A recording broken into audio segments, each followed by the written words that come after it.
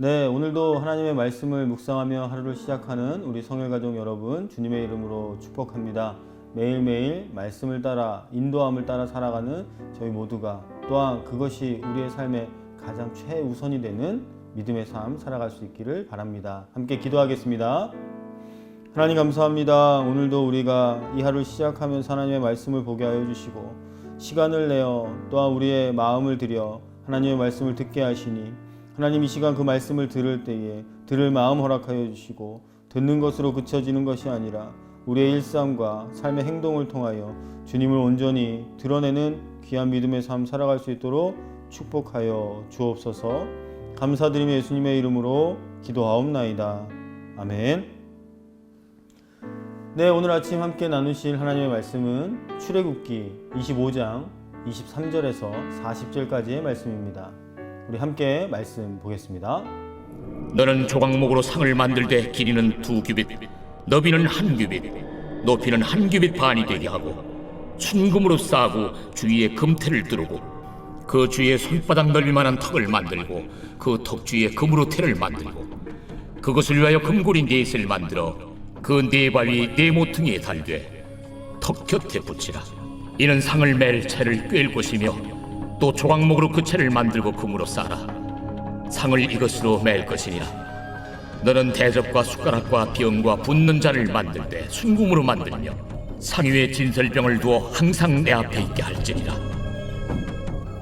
너는 순금으로 등잔대를 쳐 만들되 그 밑판과 줄기와 잔과 꽃받침과 꽃을 한 덩어리로 연결하고 가지 6을 등잔대 곁에서 나오게 하되 다른 3가지는 이쪽으로 나오고 다른 3가지는 저쪽으로 나오게 하며 이쪽 가지에 살구꽃 형상의 잔 셋과 꽃받침과 꽃이 있게 하고 저쪽 가지에도 살구꽃 형상의 잔 셋과 꽃받침과 꽃이 있게 하여 등잔대에서 나온 가지 6을 갖게 할지며 등잔대 줄기에는 살구꽃 형상의 잔 넷과 꽃받침과 꽃이 있게 하고 등잔대에서 나온 가지 6을 위하여 꽃받침이 있게 하되 2가지 아래에 한 꽃받침이 있어 줄기와 연결하며 또 2가지 아래에 한 꽃받침이 있어 줄기와 연결하며 또 2가지 아래에 한 꽃받침이 있어 줄기와 연결하게 하고 그 꽃받침과 가지를 줄기와 연결하여 전부를 순금으로 쳐 만들고 등잔 7을 만들어 그 위에 두어 앞을 비추게 하며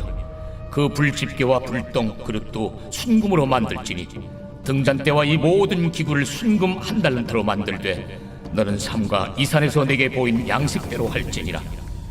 네, 우리가 이제 출애굽기를 다시 묵상하게 되었는데요. 이스라엘의 최종 목표, 우리 출애굽기를 통해서 알 수가 있습니다. 약속의 땅 가나안에 들어가서 하나님의 복을 누리며 사는 것이겠죠. 그런데 그 땅에 들어가기 전에 먼저 수행해야 할 임무가 있었습니다. 성막 건축에 중요한 임무가 주어진 것이죠. 하나님의 임재의 상징인 성막, 그것을 짓고 또한 그 안에 또 들어가야 할 여러 가지 기구들에 대한 제작에 대한 말씀입니다. 여러분, 하나님의 말씀에 순종하며 살아가는 것, 그것이 무엇을 의미할까요? 하나님께서 주어진 대로 이 성막을 제작하고 또 그 안에 기구들을 제작하는 것들을 보면서 우리가 다시 한번 우리의 모습과 믿음을 점검해 볼 수 있기를 바랍니다. 오늘 이 성막의 기구들을 통해 우리가 또한 어떤 교훈을 얻을 수 있는지 함께 생각해 보려고 하는데요. 특별히 이 성막의 구조는 크게 내전과 외전으로 구분할 수 있습니다. 이 성막의 내전은 성소와 또한 지성소로 구분하게 되는데 지성소가 하나님의 임재의 장소를 뜻하는 곳이라면 성소는 이스라엘의 대표자였던 제사장이 하나님을 만나기 위해 들어가는 장소입니다. 오늘은 이 성소에 놓일 진설병 상과 등잔대를 만드는 규정이 담겨져 있습니다. 그 첫 번째가 진설병을 두는 상입니다. 자, 이것을 만드는 것은 조각목으로 만들고 순금으로 싸고 주위에 금태를 두릅니다. 레위기 말씀에 보면 이 진설병이 무엇이냐면 고운 가루로 만든 떡인데요. 이것을 6개씩 2줄로, 그러니까 총 12개의 떡을 진설하여 둡니다. 안식일마다 새 떡으로 바꾸어주고 그 물려낸 떡은 제사장이 먹는다라고 이야기합니다. 이 12개의 떡이 말하는 것이 무엇일까요? 언약 공동체 이 이스라엘의 12지파를 의미하는 거겠죠. 그들이 피땀 흘려 거둔 결실, 그것을 진설병으로 드림으로써 하나님이 기뻐하심을 의미하고 있습니다. 그러니까 따라서 하나님의 백성은 하나님께 나아가되 단순히 용서를 받는 것으로 그치는 것이 아니라 하나님을 기쁨으로 섬기고 하나님과 함께함의 의미를 이곳에 두고 있는 것이죠. 그래서 오늘 하나님께서 그 말씀을 하실 때 30절 말씀에 보시면 그 진설병을 항상 있게 하라라고 이야기를 합니다. 여러분, 이게 떡이 항상 있게 한다라는 건 어떻게 보면 그것을 계속 먹게 되는 것은 아닌데 무엇을 의미할까요? 하나님께서 그들을 계속해서 먹이시는 분, 또한 그들의 백성은 하나님의 식탁에, 왕의 식탁에 함께 참여하면서 하나님의 동행하심을 뜻하고 있는 것이죠. 신약을 살아가는 지금 우리에게는 무엇을 의미할까요? 예수님이 이 영원한 생명의 떡이 되신다라는 것을 우리 너무나도 잘 알고 있다면 예수님과 함께 이 식탁에 참여하고 항상 동행하는 삶을 우리에게도 동일하게 제시하고 있는 것이겠죠. 그리고 또한 이 상에는 4개의 다리와 이동할 때 사용하는 4개의 고리가 달려 있었습니다. 자, 이 상의 역할이 하나님께 바치는 진설병을 놓는 것이다 라고 이야기했죠. 그리고 하나님 앞에 항상 함께 있게 했는데 고리에 매어 다니고 있었습니다. 그러니까 고리에 꿰어 매고 어깨에 매어 이 상을 옮겨야 했다라는 거죠. 근데 이것이 언제 이루어졌냐면 행군하는 도중에도 이렇게 이루어졌고 그들의 모든 삶 가운데 이것은 쉬지 않았습니다. 하나님의 백성, 하나님을 의지하고 또한 하나님의 임재를 항상 의식하며 어디에서 무엇을 하든지 하나님을 가장 우선되이 드러내는 삶을 살았다라는 것을 의미하고 있는 것이죠. 그리고 이 상 위에는 떡과 함께 4가지의 도구가 나타나고 있습니다. 순금으로 만든 대접, 숟가락, 병, 붓는 잔에 대한 기록도 나타나고 있는데요.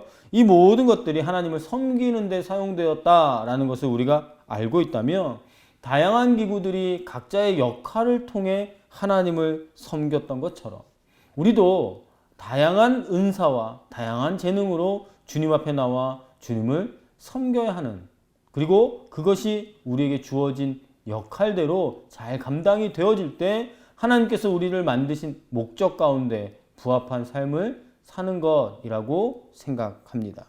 그러므로 우리가 하나님을 오늘도 섬긴다고 이야기할 때 우리에게 주어진 것으로 만족하고 주어진 것을 잘 활용할 수 있는 은혜가 있기를 바랍니다. 우리의 마음이 어떻습니까? 우리에게 주어진 것으로 만족하지 못하고 남이 가진 것으로 더 기뻐하고 그것을 더욱더 탐내며 우리에게 있는 탐욕과 정욕과 욕심들로 인하여 스스로 죄악 가운데 빠지고 있지 않습니까? 우리가 이런 부분들도 다시 한번 나의 모습을 점검해 볼 수 있는 기회가 될 수 있기를 바랍니다. 그래서 하나님께서 주신 직분 또한 재능, 은사 그것에 맞게 온전히 쓰임받는 저와 여러분 될 수 있기를 주님의 이름으로 축복합니다. 두 번째는요, 순금으로 만든 등잔대에 관한 설명을 하고 있습니다. 이 등잔대는 원 가지가 있고요. 좌우로 각기 가지가 3개씩 있습니다. 그러니까 총 7개의 가지가 있는데 이 7은 완전함을 나타내게 되겠죠. 그리고 이 형상이 살구나무를 형상해서 만들었습니다. 이스라엘에서 가장 먼저 꽃을 피는 살구나무를 형상해서 만들었다는 것, 새롭게 돋아나는 생명을 의지하는 것이겠죠. 살구나무가 꽃을 피우듯 또한 하나님께서 주시는 그 생명이 우리를 매일매일 살게 한다라는 것을 의미하고 있는 것이겠습니다. 그리고 또한 이 등잔대에는 항상 불이 있죠. 불은 성소를 환히 비춥니다. 그러기에 이 등잔대의 불은 꺼져서는 안 되는 것이죠. 이 불은 이스라엘의 생명을 상징하는 것과도 같습니다. 그리고 이 불을 비추는 등잔은 한 덩어리의 순금으로 연결해서 만들어야 했는데요. 모든 각 지파의 이스라엘이 결국에는 하나임을 증명하고 있는 것이고 이스라엘이 하나인 것처럼 한 분 하나님만을 온전히 섬기고 나아가는 우리의 모습이어야 한다라는 것을 의미합니다. 여러분, 우리가 살아가는데도 마찬가지입니다. 이스라엘 백성들이 하나님을 섬겼던 것처럼 그들에게 이 성소의 빛을 밝히셨던 것처럼 오늘도 우리의 삶 가운데서는 생명의 빛을 밝혀주신 하나님이 함께 하신다라는 것이죠. 특별히 예수 그리스도께서 그 빛의 주인 되어 주십니다. 그러므로 우리는 항상 이 빛이 꺼지지 않도록 잘 유지해야 할 것입니다. 이 빛이 꺼지지 않는다라는 건 다른 말로 이야기하면 우리가 영적으로 깨어있는 것을 의미하겠죠. 영적으로 무지한 것이 아니라 영적으로 하나님 앞에 온전히 깨어있는다는 것, 매 순간 어떠한 선택 앞에서도 하나님이 우리를 향하여 베푸실 온전한 믿음의 선택을 하는 결단, 그것이 우리에게 가장 중요할 것입니다. 그리고 이러한 영적인 온전한 분별과 선택을 위해서는 항상 예수님의 인도하심을 민감하게 반응하며 살아가는 것입니다. 왜요? 오직 우리의 생명의 빛 되시는 예수님만이 우리를 어둠에서 빛으로 인도해내시기 때문인 거지요. 그러므로 오늘도 우리가 하나님께서 베푸시는 그 은혜를 충분히 맛보기를 원하신다면, 다시금 하나님의 뜻하신 길로 인도함 받기를 바란다면, 우리는 생명이신 또한 빛 되신 예수 그리스도를 우리 마음에, 우리의 믿음에 온전히 모셔드려야 할 줄로 믿습니다. 너무나도 당연한 것 같지만 우리가 그 예수님을 제외하고 예수님을 배제하고 살아갈 때가 너무나도 많기 때문이겠죠. 그러므로 오늘도 다시 한번 우리의 믿음을 점검해 볼 수 있는 귀한 말씀 묵상이 되기를 바랍니다. 또한 기도하는 순간순간마다 예수님을 더욱더 깊이 마음속 깊이 새길 수 있는 은혜가 있기를 바랍니다.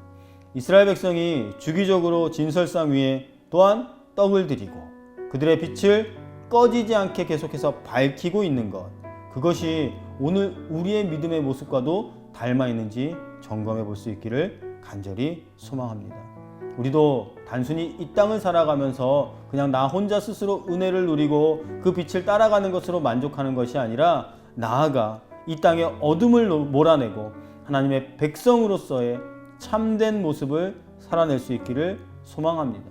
그래서 하나님 나라의 생명을 온전히 드러낼 수 있는 귀한 하나님의 백성으로 거듭나게 되는 저와 여러분 될 수 있기를 주님의 이름으로 바라고요. 그리고 하나님 안에서 그것이 우리의 삶의 의미가 되며 우리의 삶의 목적이 되어 하나님이 베푸시는 풍성함을 풍족히 누릴 수 있는 이 하루 될 수 있기를 다시금 간절히 주님의 이름으로 축원합니다.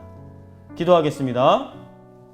하나님, 오늘도 우리가 하나님의 말씀을 대할 때 하나님께서 주어주신 그 명령에 따라 만들어야 했던 이 성소의 기구들이 아버지 우리에게 아무 의미가 없는 것이 아니라 그 각각의 의미를 지니고 있었던 것처럼 우리의 삶에서도 오늘 이 말씀의 의미들을 잘 발견하여서 사소한 것이라고 할지라도 주님이 말씀하신 대로 순종하며 말씀하신 대로 지어져가는 저희 모두가 되게 하여 주시옵소서.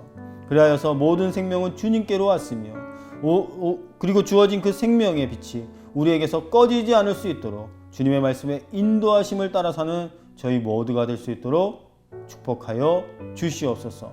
오늘 이 하루를 시작하는 우리 모든 성일 가족들에게 다시금 주님의 은혜가 풍성히 누려지기 위하여 말씀과 기도 가운데 하나님께서 베푸신 그 놀라운 사랑이 우리 가운데 바르게 세워질 수 있도록 주님 역사하여 주시옵소서. 감사드리며 예수님의 이름으로 기도하옵나이다. 아멘. 네, 이제 또한 개인적으로 기도의 제목 가지고 깊이 묵상하시고 말씀 더 보시면 좋을 것 같고요. 교회와 나라와 민족을 위하여서도 우리 계속해서 함께 기도해 주시기 바랍니다.